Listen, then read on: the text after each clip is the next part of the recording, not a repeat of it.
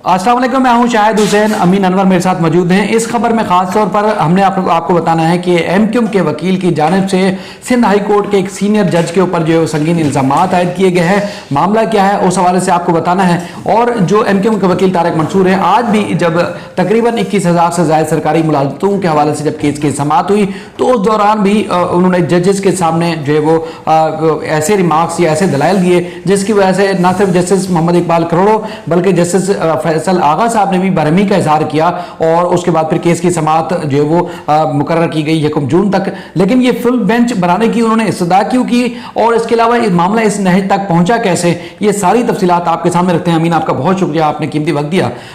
Tariq Mansoor advocate जो है इससे पहले भी chief justice Sindh high court से जब उन्होंने एमक्यूएम की तरफ से जो बलदियाती इंतखाबात से मुतालिक दरखास्त की समाअत थी तो उस वक्त भी उन्होंने ना सिर्फ काफ़ी जो है वो मतलब वहाँ पर अदालत में काफ़ी गुलगबाड़ा टाइप की उन्होंने चीज़ की, बल्कि बेशुमार ऐसे रिमार्क्स दिए, वहाँ दलाइल दिए या ऐसी बात की जिसकी वजह से ना सिर्फ चीफ जस्टिस नाराज हुए बल्कि वहाँ पर मौजूद जो जजेस थे, वकला थे, वो भी उन्होंने भी काफ़ी नाराज़गी का इजहार किया कि एक सीनियर वकील वो एक ना सिर्फ चीफ जस्टिस बल्कि वहाँ अदालत का माहौल भी ख़राब कर रहे थे। उसके बाद उनके केसेस भेज दिए गए जस्टिस आगा फैसल के बेंच में, जस्टिस के आगा के बेंच में, लेकिन उसके बाद भी इस बेंच से भी वो खुश नहीं है। आज तीसरे बेंच के सामने भी उन्होंने इस तरह की चीज़ रखी। मामला बुनियादी तौर पर केस क्या है और उसके बाद फिर जजेस के ऊपर इस तरह की बात वो क्यों कर रहे हैं, आज खासतौर पर दरखास्त जो दी है तहरीरी तौर पर उसमें क्या क्या इल्ज़ाम आयद किए हैं। जी बिल्कुल, शायद जो स्टेटमेंट फ़ाइल किया गया है तारिक मंसूर की जानिब से, जिसमें उन्होंने कहा है कि बेंच ने जो फेयर ट्रायल है, जो आर्टिकल 10A है और उसके हवाले से जितने भी आर्टिकल्स हैं उनका हवाला दिया गया है कि उनके जो तकाज़े हैं वो पूरे नहीं किए गए हैं। और इस पर जस्टिस के आगा के ऊपर ख़ास तौर पर जो है वो संगीन नोयत के इल्ज़ाम आयद किए गए हैं उनकी जानिब से। उनका ये कहना है कि उनका ताल्लुक़ जो है वो भुट्टो और जरदारी फैमिली के साथ है। बेनज़ीर भुट्टो और आसिफ अली जरदारी के जो करप्शन केसेस थे उसमें वो पेश होते रहे हैं। इसके अलावा पीपल्स पार्टी की जब हुकूमत थी, यूसुफ रज़ा गिलानी वज़ीर आज़म थे, तो उन्हें इस वक्त जो है वो एडिशनल अटॉर्नी जनरल और उसके बाद नैब का प्रोसिक्यूटर जो है वो तैनात किया गया था और इस वजह से जो है वो इंसाफ के तकाज़े जो है वो पूरे नहीं कर सकते हैं। और इसके अलावा उन पे जो है वो जानिबदारी का इल्ज़ाम आयद किया गया। इसके अलावा जो लास्ट 2 हेयरिंग का हवाला दिया गया है 19 और 20 मई की, उसमें उनका ये कहना है कि उन्हें जो दलाइल का मौका नहीं दिया गया और एक पार्टी सरबराह का जो है वो बुलाया गया गैर ज़रूरी तौर पर। पार्टी सरबराह यानी कि एमक्यूएम के जो खालिद मकबूल सदीकी थे उनको कोर्ट में तलब करने पे भी एमक्यूएम नाराज़ है। बिल्कुल, उनका ये कहना है कि बेंच ने उनसे कहा कि या तो ये दरख्वास्त वापस ले ली जाए, जबकि खालिद मकबूल सदीकी को भी बुलाया गया जिनका इस दरख्वास्त से कोई ताल्लुक़ नहीं था। उनका ये कहना है कि ये हाईली पब्लिक इंटरेस्ट का जो मामला है और इतने 30 अजला 28 अजला में जो है वो मुख्तलिफ भर्तियाँ की जा रही हैं जिससे मेरिट को जो है वो नज़रअंदाज किया जा रहा है। इससे पहले भी जब इनकी जानिब से मैं आपको ये बात बता दूं कि नैब SOPs और रूल्स के हवाले से भी जब इन्होंने अपनी दरख्वास्तें दायर की थी तो लास्ट टाइम जो है वो जस्टिस इकबाल कलोड़ो की बेंच में जब डिस्पोज ऑफ हुई तो इन्होंने वहाँ पे भी बात करने की कोशिश की कि इतने साल हो गए हैं, 20 साल से ज़्यादा का अर्सा हो गया है, लेकिन नैब ने जो है वो अपनी रिकवरी के लिए तो कानून बना लिए हैं लेकिन SOPs पर जो है वो काम चलाया जा रहा है और इस तरह की बहुत सारी बातें की। तो उस पर भी जस्टिस इकबाल कलोड़ो ने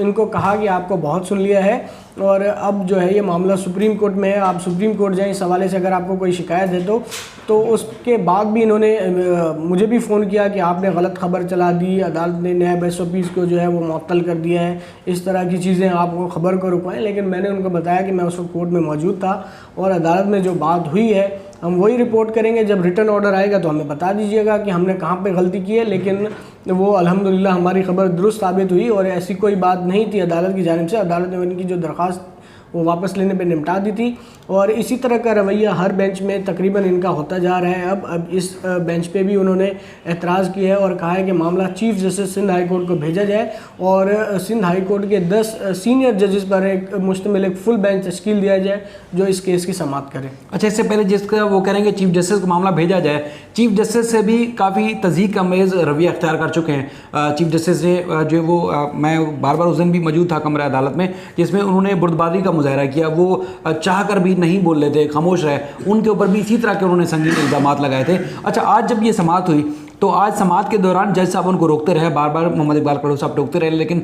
जब वो सवाल दूसरे सरकारी वकील यानी कि IBA के वकील से जब कर रहे थे तब भी तारिक मंसूर साहब बीच में बात करते रहे, टोकते रहे। तो उन्होंने कहा कि जज साहब ने कि कब हमने क्या करना है वो तो हमें फैसला करना है ना, किसको सुनना है, किसका क्या जवाब आना है। तो उस पर भी इन्होंने कहा कि जो साबिक बेंच था यानी कि जस्टिस के आगा साहब का जो बेंच था, उन्होंने इससे पहले भी वो बायस्ड का लफ्ज़ इस्तेमाल किया कि उस वक्त उन्होंने जानिबदारी का मुजाहरा किया। उस पर जस्टिस आगा फैसल भी और जस्टिस मोहम्मद इकबाल कड़ू ने भी नाराज़गी का इजहार किया कि आप किसी बेंच के ऊपर इस तरह की बात नहीं कर सकते, और अगर हम चाहें तो ये दरख्वास्त आपकी इस रवैये के ऊपर भी मुस्तरद कर सकते हैं कि आप जजेस के ऊपर इल्ज़ाम आयद कर रहे हैं। तो बहरहाल जो IBA के वकील थे उनकी तरफ से बताया गया कि तकरीबन जो है वो 11,52,000 जो है सरकारी मुलाजमतों के लिए दरख्वास्तें आ चुकी हैं। हुकूमत ने ग्रेड 5 से लेकर ग्रेड 15 तक जो है वो SOPs बनाए थे, और उसके बाद फिर ये IBA सखर और उसके बाद फिर IBA कराची से स्क्रीनिंग होनी थी, लेकिन इस दरख्वास्त की वजह से सारा मामला रुक चुका है। बुनियादी तौर पर इनका मामला ये है कि अर्बन और रूरल सिंध में जो सरकारी मुलाजमतें दी जा रही हैं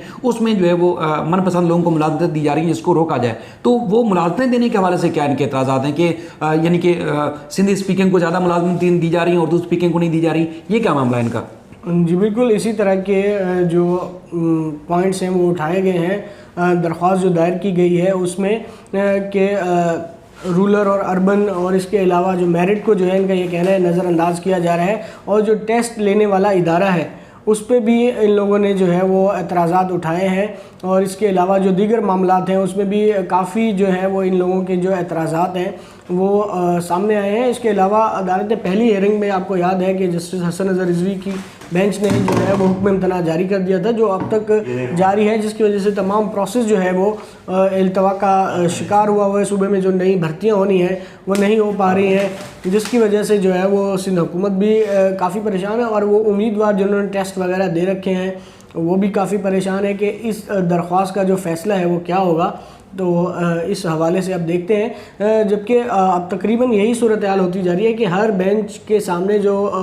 इनके वकील का रवैया है वो दिन ब दिन जो है वो ख़राब होता जा रहा है, और इनको इन्हीं अदालतों में पेश होना है। इन्हें इस बात को मद्देनज़र रखना चाहिए, और इन्हीं अदालतों से इन्हें रिलीफ मिला है और मिलता आया है, और आइंदा भी इन्हें इन्हीं अदालतों के सामने पेश होना है। लिहाजा एक जो है वो एक्सट्रीम लाइन पे नहीं चले जाना चाहिए, और अदालत पे एतमाद रखना चाहिए कि अदालत इंसाफ करेगी। अगर इनके केस में मेरिट है, अगर बनता है, और इसके अलावा अगर सुप्रीम कोर्ट भी जा सकते हैं, या अगर सिंध हाई कोर्ट के किसी ऑर्डर पर इनको एतराज़ है तो ये अपना कानूनी रास्ता इख्तियार करें बजाय इसके इल्ज़ामात लगाने के। अच्छा, वो जो कंवर नवीद जमील और उसके अलावा जो खालिद मकबूल सदीकी पेश हुए थे, उन्होंने अदालत से क्या कहा था जब जस्टिस के आगा के सामने पेश हुए? वो क्या उनका मौक़िफ़ क्या है कि ये दरख्वास्त क्यों दायर की गई है? उनका भी यही कहना है कि ये अवाम के वसी तर मफाद में जो है वह दरख्वास्त दायर की गई है, जबकि खालिद मकबूल सिद्दीकी का भी ये कहना था कि ये पार्टी पॉलिसी नहीं है, लेकिन जो MNA MPAs दरख्वास्त गुजार हैं उनके हल्के के लोगों के जो है वो तहफ़्फ़ुज़ात हैं, जिसकी वजह से अवामी नुमाइंदे हैं और इन्होंने सिंध हाई कोर्ट से रुजू किया है, और ये जो दरख्वास्त है वो पार्टी सतह पर जो है वो दाखिल नहीं की गई है। सही। अच्छा, कुछ ऐसी भी इतलात हैं कि MQM का चूँकि इत्तेहाद हो चुका है पीपल्स पार्टी के साथ, MQM के कुछ लोग जब जाते हैं पीपल्स पार्टी के साथ के पास के भाई वो फलां मुलाजमत तय हुई है तो लिहाजा हमारे जो लोग हैं उनको कंसिडर किया जाए, तो उसमें कहा जाता है चूँकि आपने ही तो सिंध हाई कोर्ट से हुक्म इम्तनान लिया हुआ है तो लिहाजा मुलाजमत तो कोई नहीं है। लेकिन अपने जो कुछ लोग हैं हुक्म इम्तना के बावजूद भी कुछ लोगों को मुलाजमतें दी जा रही हैं, लेकिन अब देखना ये है कि सिंध हाई कोर्ट उसमें क्या फ़ैसला करता है। लेकिन जो मेन जो दरख्वास्त थी जिसमें बेंच के ऊपर एतराज़ात उठाए हैं और उनके ऊपर जो है जानबदारी का जो इल्ज़ाम आयद किया गया है MQM के वकील की तरफ से, उसमें अदालत ने जो तमाम फ़रीक़ैन थे उनको नोटिस जारी किए हैं, और इसके अलावा बारहा कहा गया है कि जो सिंध हुकूमत और दीगर जो फ़रीक़ैन थे उनकी जानिब से अदालत के हुक्म के बावजूद, अदालत के नोटिस जारी करने के बावजूद जो ताहल जवाब दाखिल नहीं कराया गया, जिस पर अदालत ने कहा कि अब वो अगर जवाब देंगे या नहीं देंगे हम इस दरख्वास्त को सुन के ही फैसला करेंगे। लेकिन ये बेंच की इस जो ये दरख्वास्त है, मेन जो केस है, इसकी समाअत मुतलका बेंच ही यानी कि जैसे के आगा का बेंच करेगा। आज चूँकि वो मौजूद नहीं थे तो इसलिए अब ये जो केस है 1 जून तक के लिए मुलतवी कर दिया गया। लेकिन जो संगीन और इंतहाई अहम मामला उठाए गए वो ये है कि 11 लाख से ज़ायद जो है वो लोग हैं, 11.5 लाख के करीब, जिन्होंने दरख्वास्तें दायर कर रखी हैं लेकिन उनको सरकारी मुलाजमत नहीं मिल पा रही। उस पर लग रहा है कि 1-2 समाअत पर जो है फैसला हो जाएगा। लेकिन जो हुक्म इम्तनाज जारी किया गया था जस्टिस हसन अज़हर रिज़वी की तरफ से, अब वो अब तक जो है बरकरार रखा गया है। आइंदा समाअत पर इस पर जो भी फैसला होगा वो आपके सामने रखेंगे। अपना ख्याल रखिएगा। अल्लाह हाफ़िज़।